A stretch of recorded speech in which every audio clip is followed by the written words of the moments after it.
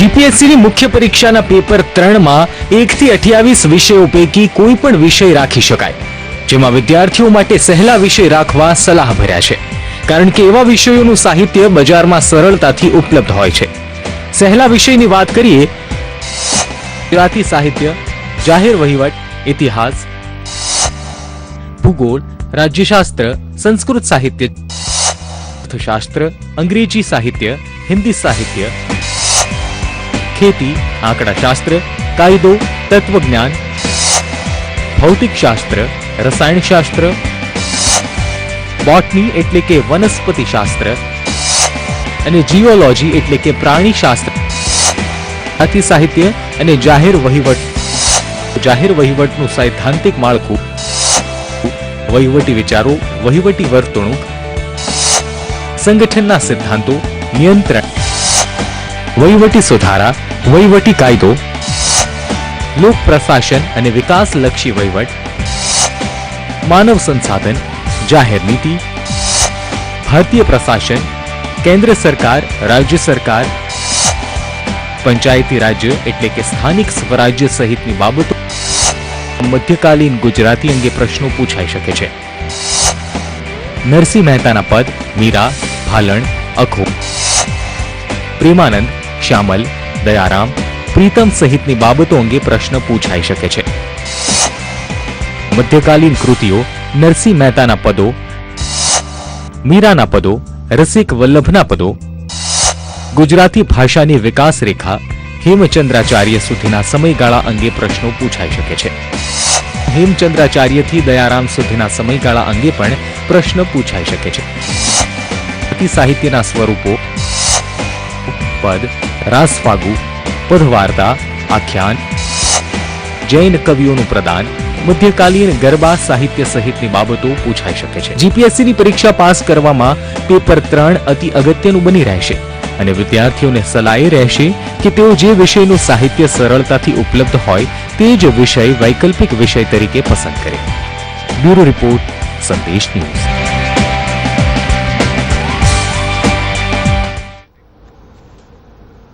તો આજ વિષય ઉપર આપણે ચર્ચા કરીએ કરિયર ગુરુ પ્રફુલભાઈ ગઢવી સાથે. પ્રફુલભાઈ, આપનું સ્વાગત છે. આજે આપણે જીપીએસસી મેઇન એક્ઝામમાં ક્લાસ 1-2 ની મેઇન એક્ઝામમાં વૈકલ્પિક વિષયો વિશે વાત કરશું. તો જાણવા માંગીશું કે સૌથી સહેલા વિષયો વિદ્યાર્થીઓ માટે કે સ્ટુડન્ટ્સ માટે કયા હોઈ શકે છે? અહીં આપણે જોઈએ તો અત્યારે સૌથી પહેલા જીપીએસસીનું જે રિઝલ્ટ આવી ગયું ત્યારબાદ એક જ વિષયની ચર્ચા છે કે ભાઈ વૈકલ્પિક વિષય રાખવો તો કયો રાખવો. હવે આપણે થોડી વાર પહેલા જ એક વાત કરી કે ભાઈ જે સહેલા વિષયો છે એમાં સૌથી પહેલા 2 વિષય ટોપ પર આવે, ગુજરાતી સાહિત્ય અને બીજો જાહેર વહીવટ. એના પાછળના 2 કારણ છે. ધારો કે ગુજરાતી સાહિત્ય જે સબ્જેક્ટ છે તો એનું મટીરિયલ સૌથી ઓછું એટલે કે 300 થી 350 પેજની અંદર આવી જાય. બીજું કે એની ફેકલ્ટી ઇઝીલી અવેલેબલ હોય અને એનું જે લખાણ છે એકદમ ટૂંકું હોય અને વધારે પડતું આપણને જે લોક ચર્ચા અથવા તો લોક વાત અથવા કોઈ પણ જગ્યાએ ગરબા સ્વરૂપે ક્યાં આપણે સાંભળ્યું આપણે 5મા ધોરણથી લઈને 12મા ધોરણ સુધી ગુજરાતી સાહિત્યથી માહિતગાર થઈ ગયેલા હોય. એક એ સહેલો વિષય. બીજા વિષયની વાત કરીએ તો જાહેર વહીવટ. આજે જ્યારે કોઈ પણ વ્યક્તિ જીપીએસસી પાસ કરવાનો છે તો પાસ કર્યા પછી આખી જિંદગીને એ જાહેર વહીવટ એટલે કે પબ્લિક એડમિનિસ્ટ્રેશનમાં જે વ્યક્તિ આવવાનો એને સ્પીપાની એક્ઝામ ત્યારબાદ આપવાની થશે એક અધિકારી તરીકેની, તો પણ એમાં જાહેર વહીવટની બાબતે જ આવવાની. અને અહીંયા તમે જુઓ કે પેપર નંબર 4 જેને કમ્પલસરી પેપર કહેવામાં આવે એની અંદર પણ જાહેર વહીવટનું વેઇટેજ 60 થી 70 માર્કનું ઓલરેડી આપી દેવામાં આવ્યું. બીજું કે અત્યાર સુધી એવું હતું કે જાહેર વહીવટ જે વિષય છે તેનું ગુજરાતીમાં મટીરિયલ ઉપલબ્ધ નહોતું એટલે ઘણા બધા એવું વિચારતા કે જાહેર વહીવટ રાખી શકાય નહીં. ઘણી બધી એકેડેમી વાળા અત્યારે એવું કહેતા હોય કે ભૂગોળ કે ઇતિહાસ 2 જ વિષય રખાય અને 2 જ વિષયથી પાસ કરી શકાય, તો ટોટલી વાત ખોટી છે. જાહેર વહીવટ સરકારને એવું લાગ્યું કે ભાઈ જરૂરિયાત છે એટલે પેપર નંબર 4 માં મૂક્યો.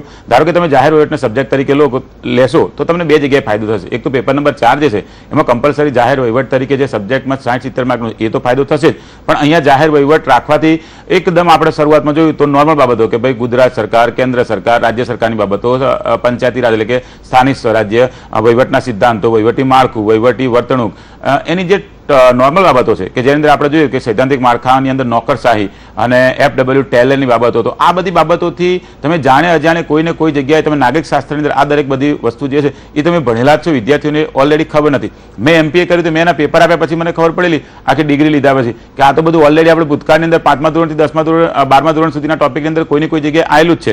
કે જાહેર વહીવટનું ગુજરાતીની અંદર સંપૂર્ણ મટીરિયલ કુમાર પ્રકાશનની જે બુક છે જાહેર વહીવટની, પ્રફુલ ગઢવી નામથી પ્રકાશિત થયેલી છે, એની અંદર 550 પેજની અંદર ટોટલી આખું આવી જાય છે. અને કુમાર કેરિયર એકેડેમી અને ગઢવી કેરિયર એકેડેમીમાં અમે આના અંગે દર રવિવાર શનિવાર સ્પેશિયલ ગુજરાતીની અંદર જાહેર વહીવટના લેક્ચર ગુજરાતી ભાષામાં સિદ્ધાંતો સાથે સમજાવવામાં આવે છે. એટલે કે જાહેર વહીવટ વિષય રાખવાથી સૌથી પહેલા તો તમારી ચિંતા દૂર એ થઈ જાય કે તમે સ્કેનિંગના ભોગ બનતા તમે બચી જાઓ. ધારો કે ભૂતકાળમાં જે ભૂગોળ હતું તો ભૂગોળમાં સૌથી પહેલા તો પેપર અઘરું નીકળ્યું 2011માં જે પરીક્ષા લેવાય તેની અંદર 2010 વાર, અને એ અઘરું નીકળ્યા પછી પાછળથી આની અંદર સ્કેનિંગ થયું એમાં માર્ક પ્લસ થઈને તો આ વખતે બિલકુલ ઊંધું બને, કદાચ પ્લસની જગ્યાએ માઇનસ થાય. તો એવી વખતે એ ભૂગોળ લેવાળા વિદ્યાર્થીઓને એવું થયું કે આપણે બધા નપાસ થઈ જશું, એની જગ્યાએ એ બધા ડીવાયએસપી થઈ ગયા. તો અહીંયા જાહેર વહીવટ રાખવાથી તમને ફાયદો એ થાય કે પેપર નંબર 4 તો તમે કવર કરી શકો છો, પણ તમારે જે પેપર નંબર 3 કે જેમાં સ્કેનિંગની બીક રહેલી છે અને જેના કારણે 1-2 માર્કના કારણે તમારા હાથમાંથી વર્ગ 1 વર્ગ 2 ની જે ડેપ્યુટી કલેક્ટર કે ડીવાયએસપી બનવાની સીટ જતી રહે એમાંથી તમે અહીંયા બચી શકો છો. જી, અત્યારે કોલર જોડાઈ રહ્યા છે જિજ્ઞાબેન. જિજ્ઞાબેન, આપનો સવાલ કહેશો?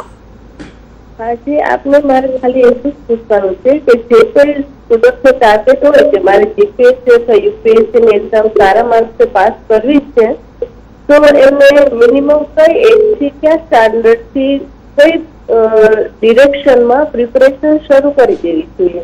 જી, અહીંયા તમે જીપીએસસી કે યુપીએસસી ની વાત કરી, બરાબર, તો ઓલરેડી સરકારે એની ઉંમર આપેલી છે 21 થી 30 વર્ષનો સમયગાળો. એમાં જે શરૂઆતના 21, 22, 23 વર્ષ જે છે એમાં ઘણા વિદ્યાર્થી સ્ટાર્ટિંગની અંદર 22 કે 23 વર્ષની અંદર ગ્રેજ્યુએશન થયા પછી સફળતા મેળવતા હોય, પણ એવા બહુ પર્સન્ટેજ ઓછા, 1-2% જ વિદ્યાર્થીને સફળતા મળતી હોય. મોટાભાગના વિદ્યાર્થીઓને જે સફળતા મળે તમે જુઓ તો 26-27 વર્ષ પછીની, એટલા માટે કે 2-5 પરીક્ષાઓ આપે, એનો થોડો એને એક્સપિરિયન્સ થાય, એની થોડીક માનસિકતા ખીલે, એની બુદ્ધિ થોડો વિકાસ થાય, પછી એને લાગે મેં અહીંયા ભૂલ કરી તો અહીંયા ભૂલ નહીં કરું. અને અહીંયા જે યુપીએસસી જીપીએસસીની આપણે વાત કરીએ એકદમ ટોપ લેવલની પરીક્ષા છે, એ ક્લાર્ક કે તલાટી લેવલની નથી કે જે એક સામાન્ય પેપર આવે. આની અંદર તમારા 3 આખા સ્ટેજ થાય. ધારો કે આજે આપણે ચર્ચા જે કરી રહ્યા છે કે ભાઈ વૈકલ્પિક વિષયની પસંદગી, તો અહીંયા 80% વિદ્યાર્થીઓને એ જ ખબર નહીં કયો વિષય રાખવો. કોઈ પણ ક્લાસમાં એડમિશન લેવા જાય ને એટલે ક્લાસવાળા એમ કહી દે તું ભૂગોળ રાખી દે, ઇતિહાસ રાખી દે, એટલે પેલો ક્લાસવાળાની જે ફેકલ્ટીઓને પકડાઈ દે ને એ જ પેલો રાખી દે, એટલે એ નપાસ થાય ને પછી એને ખબર પડે મારા તો પૈસા ગયા અને મારું ભવિષ્ય હતું એ પણ 0 થઈ ગયું. એટલે તમારે જો તૈયારી કરવી હોય તો 21 વર્ષની ઉંમરથી તૈયારી સ્ટાર્ટ કરી દેવાય. 30 વર્ષ એટલે 10 વર્ષનો સમયગાળો છે, એમાં કોઈની કોઈ જગ્યાએ તમારું સિલેક્શન આરામથી થઈ જતું હોય. ચોક્કસપણે. પ્રફુલભાઈ, કેવા પ્રકારની એકેડેમીમાં એડમિશન લેવાથી જીપીએસસી ક્લાસ 1-2 ની એક્ઝામ પાસ કરી શકાતી હોય છે, ઈઝી રહેતું હોય છે પ્રોપરલી? તમે જો એકેડેમીની વાત કરી તો એક અત્યારે વાત કરી દો કે ભાઈ સુરત, રાજકોટ, અમદાવાદ, બરાબર, વડોદરા, બધી જગ્યાએ છે ને આ એક ચર્ચા ચાલે કેવા પ્રકારની એકેડેમીમાં એડમિશન લેવાથી સફળતા મળે. હું એક વાત કરું કે કુમાર પ્રકાશન દ્વારા કુમાર કેરિયર એકેડેમી 2008માં શરૂ થયેલી. એની અંદર અમે રેન્જ ફોરેસ્ટ ઓફિસર આરએફઓના ક્લાસ સ્ટાર્ટ કરેલા. આખા ગુજરાતમાંથી અમારે ત્યાં 90 છોકરાઓ વખત હતા, અને જેમાં જે સિલેક્શન છે એમાંથી 85 છોકરાઓ અમારે સિલેક્ટ થયેલા. બીજા બધા ક્લાસીસમાં એમને એડમિશન લીધું, છતાં પણ એ છોડી દઈને કુમાર કેરિયર એકેડેમીમાં જે તે વખતે લોકો આવ્યા હતા. એના પાછળનું એક જ કારણ હતું કે અમે દર વીકની અંદર 3 પેપર એને લખીને તૈયારી કરાતા. હું ખુદ એના જીએસના ગુજરાતીના નિબંધ કેવી રીતે લખવો, કોમર્સનો વિદ્યાર્થી હોય કે એમએસસી થયેલો વિદ્યાર્થી એને નિબંધ જાતે લખતા શીખવાડતા. ત્યારે બીજી એકેડેમીની અંદર કેવું જોવા મળે કે પરીક્ષા આવે ને પછી લોકો વેકેશન આપી દે 20 દિવસ પહેલા કે જાઓ તમે ઘેર જઈને રીડિંગ વેકેશન કરી લેજો અને તમે વાંચી લેજો. એવી રીતે પાસ થતું નહીં. ધારો કે સુરતની તમને વાત કરું તો ત્યાં રચના એકેડેમી છે, બરાબર, ત્યાં હું જીપીએસસી પ્રિલિમ્સનું લગભગ 15 એક શનિ રવિ 30 દિવસ રેગ્યુલર હું ક્લાસ લેવા ત્યાં ગયો હતો. અને એક ત્યાંના વિદ્યાર્થીઓને એક વિશ્વાસ આપ્યો કે અમદાવાદથી ફેકલ્ટી રેગ્યુલર આવી અને અહીંયા એમ કે ભાઈ ક્લાસની તૈયાર થાય. અત્યારે ત્યાં મેન્સનું ચાલે છે, હું એમાં જાહેર વહીવટના લેક્ચર લેવા ઓલરેડી જવાનો જ છું, બરાબર. તો એ જે છે ને એ જાહેર વહીવટના લેક્ચર લેતી વખતે દરેક વસ્તુ શીખવાય કે 20 શબ્દમાં શું લખાય, 15 શબ્દમાં શું લખાય, અને પર્સનલી તૈયારી કરીએ. જ્યારે સુરતની અંદર તમે તપાસ કરો તો બીજી બધી જે એકેડેમી છે ને એની અંદર કેવો તમને પ્રોબ્લેમ જોવા મળશે કે બધા વિદ્યાર્થી ભેગા કરીને એક જ વાત ઇતિહાસનો ભૂગોળ તમે રાખી લો, આપણી જોડે આનું મટીરિયલ છે, બરાબર. હવે ધારો કે કોઈ એમએસસી વાળો છે તેને રસ નહીં, ઇન્ટરેસ્ટ નથી, તો તૈયારી નહીં કરી શકે. અમે ગઢવી એકેડેમી નડિયાદ શરૂઆત કરી, નરોડા શરૂઆત કરી, તો અમે એની અંદર ધારો કે પીએસઆઈના સ્ટુડન્ટ હતા તો અમે અંગ્રેજી એમને 3 વખત ભણાવ્યું હતું. એના પાછળનું કારણ એટલું જ હતું કે એ લોકો જો 45 માર્ક ઇંગ્લિશમાં ખેંચી લાવે ને તો પીએસઆઈ થઈ જાય, બરાબર. તો અમારે જેના 45 ઉપર આવ્યા ને એવા 81 સ્ટુડન્ટ છે એ પીએસઆઈનું ઇન્ટરવ્યુ આરામથી આપ્યા. અને ઘણી બધી એકેડેમીની અંદર એવું કશું હતું જ નહીં, એકવાર કોર્સ ભણાવ ચલ ભાઈ તું ઘેર જતો રહે. અહીંયા જ્યારે મુખ્ય પરીક્ષા આવતી હોય ત્યારે અમારી જવાબદારી વધી જાય કે વિદ્યાર્થીને ક્લાસ 1-2 બનાવો તેના માટે કેટલી મહેનત કરી. એ વખતે અમારે ફેકલ્ટીનું પેમેન્ટ ના જોવાનું હોય, બીજું કોઈ જોવાનું નહીં, પેલાને એકવાર કોર્સ પતે બીજી વખત રિવિઝન કરાવવાનું હોય. એટલે દરેક વિદ્યાર્થી જે પણ એકેડેમીમાં એડમિશન લે એનો ભૂતકાળ જોઈ લેવો. ખોટું રજૂઆત હોય કે અમારે 500ની એડમિશન હતું ને એમાંથી આટલા પાસ થયા, ઇમ્પોસિબલ વસ્તુ છે કે ભાઈ 100નું એડમિશન હોય તેમાંથી 40નું રિઝલ્ટ આવતું હોય. એનું કારણ એટલું જ છે કે એકેડેમી વાળા છે ને એ જ કેટલી વખત રિવિઝન કરાવે એના ઉપર ડિપેન્ડ કરતું હોય. ચોક્કસથી. અત્યારે વધુ એક કોલર જોડાઈ રહ્યા છે, મનીષભાઈ. મનીષભાઈ, આપનો સવાલ કહેશો? હા મેમ, હું બેંકની એક્ઝામની તૈયારી કરું છું, ગ્રેજ્યુએટ કમ્પ્લીટ થઈ ગયું છે. જી. હા, તો એના માટે આગળ પ્રિપેરેશન કરવા માટે શું કરવાનું? જી, તમે બેંકની અંદર ક્લાર્કમાં જોબ કરો છો, પીઓમાં એવું તમે ક્લિયર કર્યું, છતાં પણ એક વાત હું તમને કહી દઉં, તમારી ઉંમર જો 21 થી 30 વર્ષની અંદર હોય અને જીપીએસસી ક્લાસ 1 2 માં તમને ઇન્ટરેસ્ટ હોય તો ઓલરેડી દિવ્ય ભાસ્કરની અંદર અને સંદેશની અંદર એના ન્યૂઝ આવ્યા હતા કે ભાઈ 2015 ની અંદર નવેમ્બરની આજુબાજુ કંઈક પીઆઈની કેવી પરીક્ષા આવશે, બરાબર. એનું ઘણા બધા પેપરમાં આવી ગયું કે પીઆઈની જાહેરાત આવવાની છે અથવા તો ક્લાસ 1 2 ની આવવાની છે. આ જે અત્યારે આપણે ચર્ચા કરી એ પતે એની પછી આવશે એવું ન્યૂઝપેપરમાં સરકારે ઘણી વખત આપેલું છે અથવા તો એની જાહેરાતો બધી ચર્ચાઓ આવેલી છે કે ભાઈ આવું થયું, ટીવીમાં ન્યૂઝ આવેલી. એટલે તમે અત્યારથી તૈયારી શરૂઆત કરી દો. 6-7 મહિના પછી જ્યારે એની પરીક્ષા ખરેખર લેવાશે ને, જો તૈયારી નહીં હોય ને તો પાસ નહીં થવાય. તમે વિચાર કરો, 4 લાખ સ્ટુડન્ટ બેઠા હતા, એમાંથી 3000 પાસ થયા. પર્સન્ટેજની દ્રષ્ટિએ ગણો ને તો 1% નહીં થતા. 0.61% એટલું નીચું રિઝલ્ટ આવે, બરાબર. એ કોણ પાસ થયા તમને ખબર? જે 1.5 વર્ષ પહેલા તૈયારી કરતા હતા ને, 1.5 વર્ષ પહેલા જે સ્ટુડન્ટ ક્લાસમાં જતા હતા ને એ જ પાસ થાય. અમારે ત્યાં પણ જે 6 મહિના પહેલાથી આવતા હતા ને એ જ બધા પાસ થાય. પાછળથી આવતા એનો રેશિયો છે ને એ 70% ઉપરનો પાસ થવાનો નથી જતો. એનું કારણ એટલું હતું કે જે પાછલા 2-3 મહિના દોડ્યા ને એ કવર નતા કરી શકાય, કોઈ ક્લાસમાં કવર નથી કરી શક્યા. ચોક્કસથી. પ્રફુલભાઈ, વિદ્યાર્થીઓમાં એ પણ એક સવાલ રહેતો હોય છે કે ગ્રેજ્યુએશનમાં જે વિષય રાખ્યો હોય એ જ વૈકલ્પિક વિષય તરીકે પસંદ કરી શકાય? હા, આ એક બહુ મોટી ચર્ચા છે કે ધારો કે બધા વિદ્યાર્થીઓને એવું જ વિચારે કે ભાઈ મારો જે ગ્રેજ્યુએશનનો વિષય છે ને એ જ વિષય હું જીપીએસસીમાં રાખું ને તો મને ફાયદો થાય. જો અહીંયા ક્લિયર કટ વાત કહી દઉં કે અમુક જ પ્રકારના વિષય ગ્રેજ્યુએશનમાં હોય એ જ અહીંયા રાખી શકાતા હોય, અમુક પ્રકારના વિષય તમે રાખી શકતા નથી. ધારો કે કોઈ એમએસસી કરેલું છે અને બોટની ઝૂઓલોજીની અંદર છે તો બોટની ઝૂઓલોજી રાખે ને તો એ આરામથી પાસ થાય. કોઈ ઇતિહાસમાં ગ્રેજ્યુએશન કરેલું ઇતિહાસ રાખે તો એને ફાયદો થાય. કોઈ ગુજરાતી સાહિત્યમાં ગ્રેજ્યુએશન કરેલું છે અને ગુજરાતી સાહિત્ય રાખે તો ફાયદો થાય. પણ એન્જિનિયરિંગ કર્યું હોય, ફાર્મસી કર્યું હોય, એમબીબીએસ કર્યું હોય, બીએચએમએસ કર્યું હોય, નર્સિંગ કર્યું હોય, આર્કિટેક્ટ કર્યું, આ બધાની અંદર જે ગ્રેજ્યુએટ થયેલો વ્યક્તિ હોય ને એવો વ્યક્તિ નવા વિષય તરીકે જાહેર વહીવટ વિષય રાખે ને તો સૌથી વધારે સફળતા મેળવે. એનું કારણ એટલું કે કમ્પલસરી પેપર નંબર 4 જે છે ને એમાં જાહેર વહીવટ ભણવાનો જ છે.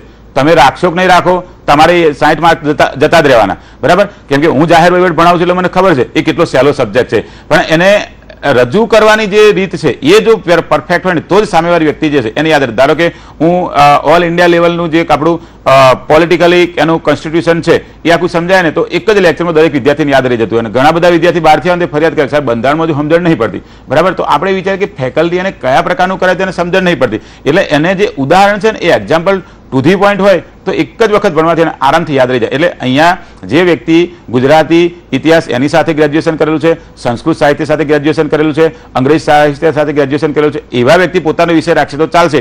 પણ બીજા કોઈ અધર જે ઓકવર્ડ છે એ પોતે ધારો કે ફિઝિક્સ કેમિસ્ટ્રી વાળો છે તો એ ફિઝિક્સ ને કેમિસ્ટ્રી રાખીને બેસી જાય ને તો એનો ફર્સ્ટ ક્લાસ એના સબ્જેક્ટમાં ના હોય ને તો જીપીએસસી એ પાસ ના થાય. એનું કારણ શું કે પેલી બધી બાજુ કવરિંગ કરે ને તો આ બાજુ એનું કપાઈ જાય, એટલે કપાવાના કારણે એ મેરિટમાં આવશે નહીં. જી, વધુ એક કોલર અત્યારે જોડાઈ રહ્યા છે જેમનું નામ છે અલ્પેશભાઈ. જી, શું છે આપનો સવાલ? Hello sir. Hello madam. જી, આપનો સવાલ કહેશો? સાહેબશ્રીને મારો સવાલ છે. જી હેલો મેડમ. જી, પૂછો અલ્પેશભાઈ, આપનો સવાલ શું છે? હા, તો સાહેબશ્રીને સવાલ છે કે જે આપણી ગુજરાતની અંદર જે પરીક્ષાઓ વિવિધ પ્રકારની લેવાઈ રહી છે. જી, હેલો. હા, તો એમાં પારદર્શિતા જોવા નથી મળતી. આપનો સવાલ ફરીથી કહેશો?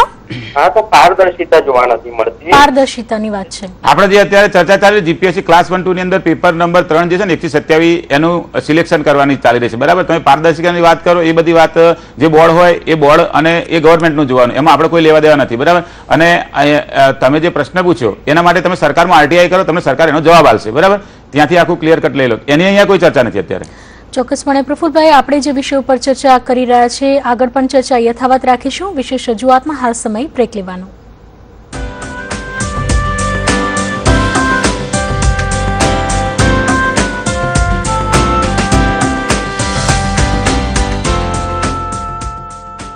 રૂપ માત્ર આયુર્વેદિક ફેસ ક્રીમ અને ફેસ વોશ, કારણ કે આમાં છે 12 ખાસ આયુર્વેદિક જડીબુટ્ટીઓનું સંતુલિત મિશ્રણ. આ કોઈ કોસ્મેટિક નથી, આયુર્વેદિક ઔષધિ છે. રાખો તમારી ત્વચાની ખાસ દેખભાળ. દરેક ડવ મલ્ટીપેક સાથે મેળવો 46 રૂપિયાનો ડવ ફ્રેશ મોઇશ્ચર બાર મફત.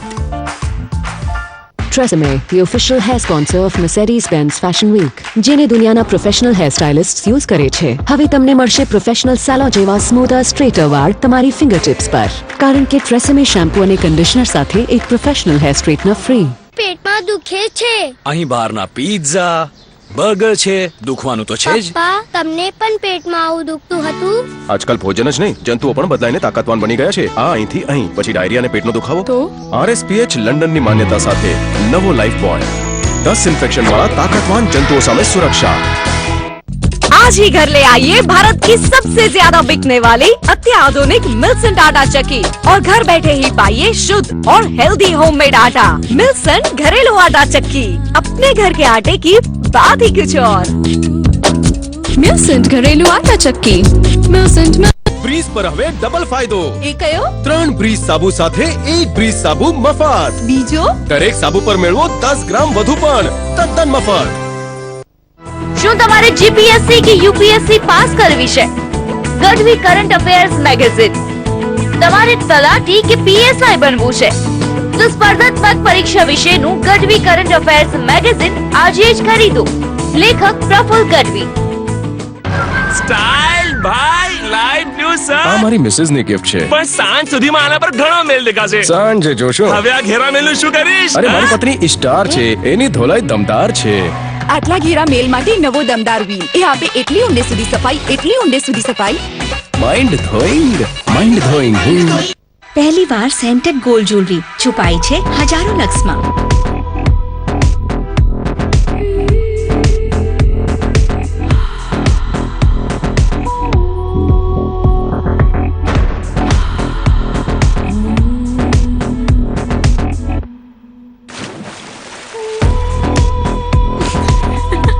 લક્સ સેન્ટેડ ગોલ્ડ ઓફર, જીતો અનોખું સુગંધિત સોનું માત્ર લક્સની અંદર, બસ થોડો જ લક્સ।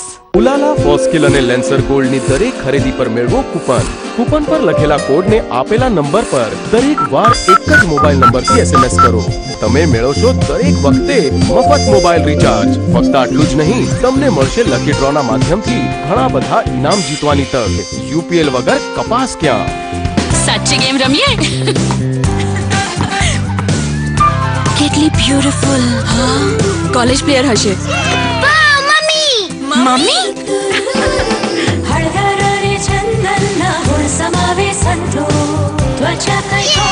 મારી mummy star player.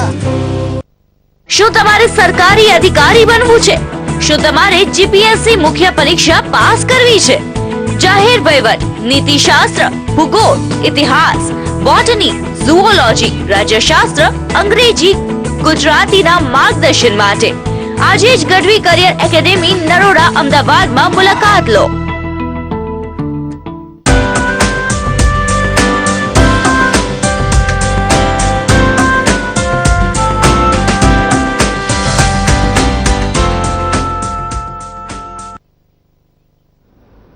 Welcome back. તો આજે આપણે ચર્ચા કરી રહ્યા છીએ કરિયર ગુરુ પ્રફુલભાઈ ગઢવી સાથે। જીપીએસસી ક્લાસ 1-2ની એક્ઝામમાં મેઇન એક્ઝામમાં વૈકલ્પિક વિષયોની પસંદગી વિશે આપણે વાત કરી રહ્યા છીએ। પ્રફુલભાઈ, હવે કઈ તારીખે આગામી પરીક્ષા યોજાશે તે વિશે શું જાણકારી? 4 દિવસ પહેલા બધા જ ન્યૂઝપેપરમાં આવ્યું હતું કે ભાઈ 6 ડિસેમ્બર, 12 ડિસેમ્બર અથવા તો 13 ડિસેમ્બર આમાંથી ગમે તે એક તારીખે જીપીએસસી મુખ્ય પરીક્ષાની પરીક્ષા લેવાઈ જશે। હવે જીપીએસસી મેન્સ જે છે એના માટે ખૂબ ટૂંકો સમયગાળો, તમે ગણો તો 9, 10 અને 11 3 મહિના જેવું મળે, એટલે 3 મહિના બહુ ટૂંકો સમયગાળો કહેવાય। એની બહુ પરફેક્ટ તૈયારી કરવી પડે। ચોક્કસથી અત્યારે કોલર જોડાઈ રહ્યા છે નીરવભાઈ। જી, આપનો સવાલ કહેશો? હા, હું હાવલથી બોલું છું। નીરવ, મારો સવાલ એ હતો કે હું અત્યારે ડિફેન્સમાં કામ કરી રહ્યો છું, એરફોર્સમાં। જી। અને મારે જીપીએસસી ની તૈયારી કરવી હતી અને બીસીએ કરેલું છે મેં ગ્રેજ્યુએશનમાં। તો મારે પછી કમ્પ્યુટર રિલેટેડ તો કોઈ સબ્જેક્ટ છે નહીં વૈકલ્પિક વિષયમાં, તો મારે કયો વિષય પસંદ કરવો જોઈએ? અને મારે એ પણ જાણવું હતું કે મારા માટે એજ રિલેક્સેશન કેટલું હશે, કારણ કે આ જોબ તો ચાલી રહી છે ડિફેન્સની, એરફોર્સની, તો પછી મારે કેવી રીતે તૈયારી કરવી અને મારું એજ રિલેક્સેશન વગેરે શું છે? તમે તો ડિફેન્સની વાત કરીને તો ઓલરેડી અગાઉ આપણે ઘણી બધી આવી પરીક્ષાઓની ચર્ચા કરી, એમાં કીધેલું જ છે। અને અમે પીએસઆઈની પરીક્ષા, મારે ત્યાં 7 છોકરાઓ તમારા આર્મી બીએસએફના ડિફેન્સના હતા, અને એ લોકો પીએસઆઈ ઓલરેડી 270 ઉપર માર્ક આવવાના કારણે ઇન્ટરવ્યુ આપી ચૂક્યા, બરાબર? એટલે તમે જે ડિફેન્સ વાળા છો એમાં પહેલી વસ્તુ એ કે તમારે જેટલી ઉંમરની તમે જોબ કરી, ધારો કે 10 વર્ષ તમે જોબ કરી તો એટલો તમને અહીંયા ક્રાઇટેરિયા મળી જશે કે તમે ત્યાં સૌથી પહેલા તમે પરીક્ષા આપી શકશો। બીજું કે તમારે ચાલુ જોબે પરીક્ષા આપી છે, ડિપાર્ટમેન્ટની તમારે મંજૂરી લેવી પડશે। અને ત્રીજી વાત એ કે તમારે કયો વિષય રાખવો। હવે તમે કોમ્પ્યુટરની વાત કરીને તો એવો કોઈ વિષય પરીક્ષાની અંદર રાખવાથી તમને ફાયદો થાય નહીં। ધારો કે તમારે જીપીએસસી મુખ્ય પરીક્ષા આપવી હોય તો જે અમારી નરોડા સ્થિત એકેડેમી છે, ગઢવી કેરિયર એકેડેમી, અથવા તો જે કુમાર પ્રકાશન એ કુમાર પબ્લિકેશનમાંથી જાહેર વહીવટની બુક અને જીપીએસસી પ્રિલિમ્સનો આખો સેટ તમારે ઓલરેડી અત્યારથી મંગાવી લેવો જોઈએ અને 1-2 વર્ષમાં એની તૈયારી કરવી જોઈએ। હવે એની જ્યારે ભવિષ્યમાં જાહેરાત આવે તો તમારે એમાં ડિપાર્ટમેન્ટની મંજૂરી લઈ અને ફોર્મ ભરી દેવાનું. એમાં રૂલ્સ એવો હોય કે જે ગવર્મેન્ટ જોબ કરતા એને 7 દિવસની અંદર ડિપાર્ટમેન્ટને જાણ કરવાની અને જેનો વિરોધ ના નોંધાવે તેનું ફોર્મ કન્ફર્મ થઈ જાય પછી એને મુખ્ય પરીક્ષા સુધી એને એનઓસી લઈ લેવાની અને એ જે એની મુખ્ય પરીક્ષા પતે પછી ઇન્ટરવ્યુ હોય તો ઇન્ટરવ્યુમાં આપણે એનઓસી ત્યાં જે બોર્ડ હોય એને બતાવવી પડતી હોય. એ તમે નથી બતાવતા તો એ ત્યાં તમારી જોડે માંગવામાં આવે કે ભાઈ થોડા સમયગાળા લેખિત બાંયધરી લે કે ભાઈ 7 કે 8 દિવસમાં આપી દેજો. એટલે તમે તૈયારી કરો, સફળતા મળશે. બીજું એક કારણ છે કે ડિફેન્સમાંથી બહુ ઓછા વ્યક્તિઓ વહીવટી બાબતની અંદર એટલે કે પરીક્ષા આપવા બેસતા. ધારો કે પીએસઆઈ જેવું હતું તેનું મેરિટ તમે જો કેટલું બધું નીચું ગયું, બરાબર, કોન્સ્ટેબલ અંદર એ કેટલું નીચું ગયું. તો જીપીએસસીની અંદર પણ આવું જ બનતું હોય કે સૌથી ઓછું મેરિટ જે ડિફેન્સવાળા હોય એનું બનતું હોય. એટલે તમે આની તૈયારી આરામથી કરી શકો. ધારો કે તમે ગુજરાત બહાર હોય તો ગઢવી કરંટ અફેર્સ magazine.com એવી વેબસાઇટ છે, એના ઉપર આ પ્રકારની દરેક પ્રકારની માહિતી અપડેટ કરીએ છીએ, તો એ તમે જોતા રહેજો. ચોક્કસપણે પ્રફુલભાઈ, તમે જેમ કહ્યું કે આગામી એક્ઝામ માટે સમય ખૂબ જ ઓછો છે, તો તેની તૈયારી કેવી રીતે કરવી જોઈએ અને કેટલા કલાકનું વાંચન કરવું જોઈએ? જો અમારે અત્યારે એક તો નરોડા સ્થિત અમારી જે ગઢવી કેરિયર ડેવલપમેન્ટ એકેડેમી છે એ નડિયાદની અંદર ગઢવી કેરિયર એકેડેમી છે એ અને અહીંયા ઇન્કમટેક્સ કુમારી કેરિયર એકેડેમી. તો આ ત્રણેય જગ્યાની અંદર અમે છે ને એક સિસ્ટમ વેચી નાખી કે શનિ રવિ છે ને એ કુમાર પ્રકાશનમાં કર્યું, ઇવનિંગ જે છે એ નરોડામાં કર્યું અને બપોરનું જે છે ને એ નડિયાદમાં. હવે જે છોકરાઓ છે ને અત્યારે જોઈએ તો એક બહુ અલગ પ્રકારની સિસ્ટમ જોવા મળે કે ભાઈ 3 મહિનાની અંદર તાત્કાલિક તૈયારી કરવાની. તો અમે શું કરીએ કે છોકરાઓ ઉપર ડિપેન્ડ કરવાનું છોડી દીધું અને જાતે જ તૈયારી એ પ્રકારની કરવાની. એને 6 કલાક કમ્પ્લીટ ટુ કમ્પ્લીટ 3 સબ્જેક્ટ લેવાના. મોર્નિંગની અંદર જાહેર વહીવટ ટોપિક લેવાનો, એના પછીનો એમાં ગુજરાતી કમ્પલસરી લેવાનું, એના પછી ઇંગ્લિશ કમ્પલસરી લેવાનું અને એના પછી પેપર નંબર જે 5 આપેલું છે, બરાબર, કે જેની અંદર આપણે વિજ્ઞાન, ટેકનોલોજી, નીતિશાસ્ત્ર એ લેવાનું. એટલે કે જાહેર વહીવટ લેવાથી ફાયદો થાય, પેપર નંબર 4 કવર થઈ જાય અને જે પેપર નંબર 3 ની આપણે અત્યારે ચર્ચા કરીએ છીએ એ પણ એનું કવર થઈ જાય. એટલે એને 6 કલાક આખી તૈયારી કરાવીએ અને સૌથી છેલ્લે એને દર 3 દિવસે પેપરની પ્રેક્ટિસ કરાવીએ. લખવું કેવી રીતે, બરાબર, અહીંયા લખવું ખૂબ અગત્યનું. કેમ કે જીપીએસસી છે ને યુપીએસસી સ્ટાઇલ જેવું છે કે 20 શબ્દમાં તમારે લખવાનું, 50 શબ્દમાં લખવાનું, 200 શબ્દમાં લખવાનું. ધારો કે ગાંધીબાપુ વિશે જ લખવાનું હોય 20 શબ્દ, 50 શબ્દ, 200 શબ્દ, તો ત્રણેયની અંદર ક્રાઇટેરિયા હેરફેર થઈ જાય કે કેટલા શબ્દો ક્યાંક કેટલા વેટેજ વાળા મૂકવા.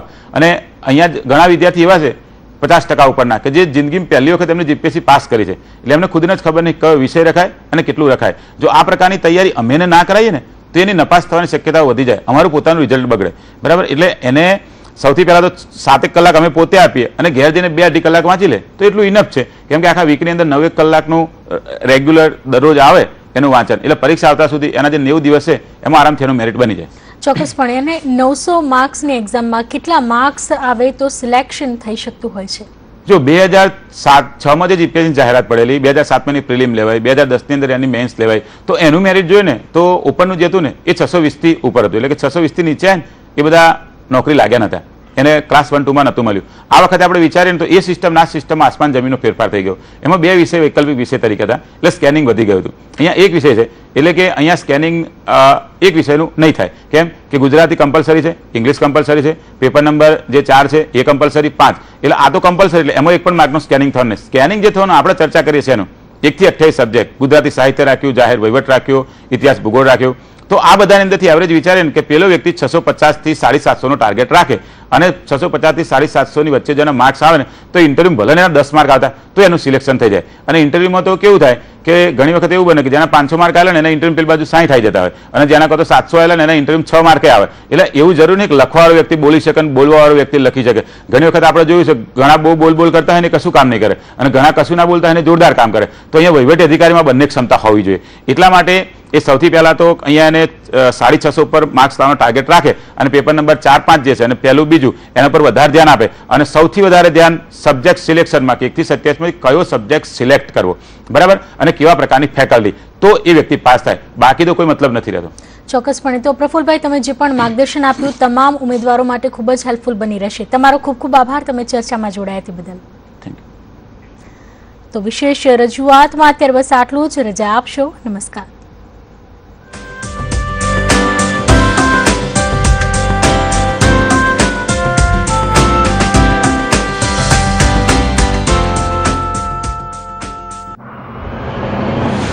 કઈ રીતે બની શકે? આ 10 ઇન્ફેક્શન વાળા જંતુઓ સામે સુરક્ષા આપે છે, જેમ કે ડાયરિયા, ફ્લૂ. એક સાબુ the royal society for public health લંડનમાં અમે 100 વર્ષથી રિસર્ચ કરી છે, પણ આજે પહેલીવાર માન્યતા દઈએ છીએ એક સાબુને, લાઈફ બોય, જે યોગ્ય આદતો સાથે 10 ઇન્ફેક્શન વાળા જંતુઓ સામે સુરક્ષા આપે. નવો લાઈફ બોય. શું તમારે સરકારી કે પ્રાઇવેટ નોકરી મેળવવી છે, એ પણ તમારા ઘરથી 10 કિલોમીટર નજીકના વિસ્તારમાં? www.gadviscurrentaffairsmagazine.com પર આપના નામનું આજે જ રજીસ્ટ્રેશન કરાવો. બ્રીઝ પર હવે ડબલ ફાયદો. એ કયો? 3 બ્રીઝ સાબુ સાથે 1 બ્રીઝ સાબુ મફત. બીજો? દરેક સાબુ પર મેળવો 10 ગ્રામ વધુ પણ તદ્દન મફત. સ્ટાઇલ ભાઈ લાઈવ ન્યૂઝ સર. આ મારી મિસિસ ની ગિફ્ટ છે, પણ સાંજ સુધીમાં આના પર ઘણો મેલ દેખાશે. સાંજે જોશો. હવે આ ઘેરા મેલ નું શું કરીશ? અરે મારી પત્ની સ્ટાર છે, એની ધોલાઈ દમદાર છે. આટલા ઘેરા મેલ માટે નવો દમદાર વ્હીલ. એ આપે એટલી ઊંડે સુધી સફાઈ. માઇન્ડ ધોઈંગ પહેલી વાર સેન્ટેડ ગોલ્ડ જ્વેલરી છુપાઈ છે હજારો લક્ષમાં.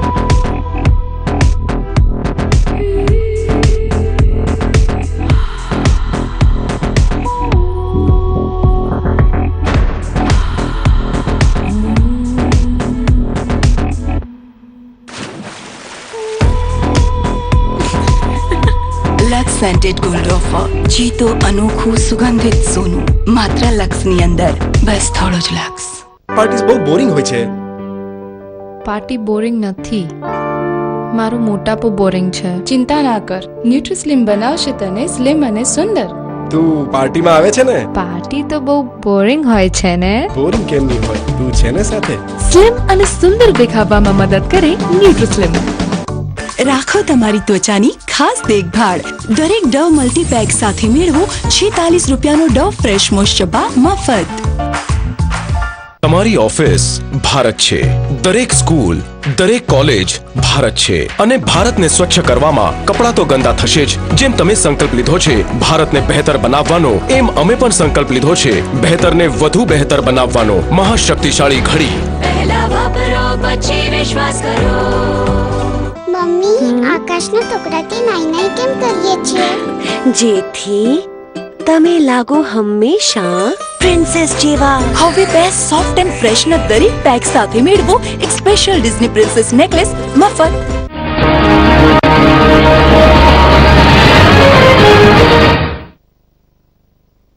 મહત્વના સમાચાર અમદાવાદથી, જ્યાં શ્વેતાંગ પટેલની અંતિમ વિધિ અત્યારે ચાલુ છે. અમદાવાદના બાપુનગરમાં કસ્ટોડિયલ ડેથ પ્રકરણમાં શ્વેતાંગ પટેલની લીલાનગર સ્મશાન ગૃહમાં અંતિમ વિધિ ચાલી રહી છે. મોટી સંખ્યામાં લોકો આ અંતિમ વિધિમાં જોડાયા છે. પ્રજાને શાંતિ જાળવવા હાઈકોર્ટ તરફથી અપીલ કરવામાં આવી છે અને પોલીસ તરફથી પણ ચાંપતો બંદોબસ્ત કરવામાં આવ્યો છે. અત્યારે આપ જોઈ રહ્યા છો શ્વેતાંગ પટેલના અંતિમ સંસ્કારની વિધિ હાલ ચાલી રહી છે. તમામ પરિવારજનોની સાથે સામાન્ય જનતા પણ આ સમગ્ર સ્થળે અત્યારે ઉપસ્થિત છે અને મોટી સંખ્યામાં લોકો ઉપસ્થિત છે. તે દરમિયાન કોઈ જાતની અશાંતિ કે અવ્યવસ્થા ન સર્જાય તેનું પણ ખાસ ધ્યાન રાખવામાં આવ્યું છે. વધુ જાણકારી આપી રહ્યા છે અમારા સંવાદદાતા મનોજ અગ્રાવત. મનોજ, શ્વેતાંગ પટેલની અંતિમ વિધિ અત્યારે ચાલી રહી છે, મોટી સંખ્યામાં લોકો ઉપસ્થિત છે, ત્યાં કેવો માહોલ અને વધુ શું જાણકારી? જે રીતે પોલીસે પણ જે પરિવારજનોની લાગણીને લઈને એક ખાસ ધ્યાન રાખ્યું છે કે ક્યાંય પણ કાયદો વ્યવસ્થાની પરિસ્થિતિ ન ખોરવાય અને જે અંતિમ યાત્રામાં જે લોકો સગા સંબંધીઓ પરિવારો કે જે હિતેચ્છુ જે જોડાય તેમને પણ કોઈ પણ જાતની તકલીફ ન પડે, ક્યાંય પણ આ રૂટમાં ભયનું વાતાવરણ ન સર્જાય તે માટેની પોલીસે ખાસ તકેદારી રાખીને જે સ્થાનિક પોલીસ છે તેને આ બંદોબસ્તમાંથી દૂર રાખી હતી. સૌથી વિશેષ મોટી જવાબદારી હતી તે BSF, CRPF અને રેપિડ એક્શન ફોર્સને સોંપી હતી. માતૃશક્તિથી લઈને અત્યારે જે લીલાનગર સ્મશાન સુધીનો જે તમામ બંદોબસ્ત હતો જે આર્મીને અને ફોર્સને હવાલે કરેલો હતો અને એકદમ શાંતિપૂર્ણ માહોલમાં આ સ્મશાન યાત્રા લીલાનગર સ્મશાનમાં પહોંચી ચૂકી છે. મોટાભાગના જે સમાજના તેમના અગ્રણીઓ છે તે પણ સાથે છે અને હવે જે થોડી વારમાં જ અંતિમ સંસ્કાર તેમના કરાશે. મનોજ, પરિવારજનોમાં કેવો માહોલ છે અને આ સમગ્ર ઘટના જે રીતે બની છે, પોલીસ કર્મીઓની બદલી કરવાના પણ આદેશ અપાયા છે અને પોલીસની તેમજ જે કાયદાકીય પ્રક્રિયા ચાલી છે તેને લઈને પરિવારજનોનું શું કહેવું છે? જે રીતે જે પરિવારોની એક માંગ હતી કે જે દોષિતો સામે જે પગલા ભરાય, કસૂરવાર સામે પગલા ભરાય, તો પોલીસ વિભાગે પણ ફરિયાદ લઈને તાત્કાલિક જે આ ઘટનામાં જે સંકળાયેલા હતા તે તમામની બદલી અમદાવાદ બહાર કરી દેવામાં આવી છે. બીજી વાત છે કે CID ક્રાઇમની તપાસથી તો CID ક્રાઇમે પણ તપાસ તેમણે લઈ લીધી છે સીઆઈડી ક્રાઇમના જે પીઆઈ મલિક છે તેમણે પણ રાત્રે જે માતૃશક્તિ સોસાયટીમાં પહોંચી ગયા હતા, પરિવારજનોના નિવેદન લીધા હતા, શ્વેતાંગની બહેનના નિવેદન અને પડોશીઓના નિવેદન લીધા હતા. આમ જે સીઆઈડી ક્રાઇમની તપાસ જે પ્રથમ દિવસથી જ એક્શનમાં આવી ગઈ હતી તેમણે તપાસ, આમ જે પરિવારોની જે માંગ હતી તે બંને સાઈડથી શરૂ થઈ છે. બીજી વાત હતી જે કાયદો વ્યવસ્થાની સ્થિતિ જાળવવાની અને કર્ફ્યુ લાદવાની, તો પોલીસે પણ ભારે સંયમપૂર્વક ક્યાંય પણ કર્ફ્યુ લાદ્યો નથી. તે એક મહત્વપૂર્ણ તે પોલીસ વિભાગનું પગલું કહી શકાય. જે મહિલાઓ છે, પરિવારજનો છે, જે શ્વેતાંગની માતા છે તે પણ અત્યારે જે સંસ્થાનમાં જે હાજર છે, અંતિમ સંસ્કારમાં હાજર છે. ખાસ કરીને જે મહિલાઓ છે તેમને અંતિમ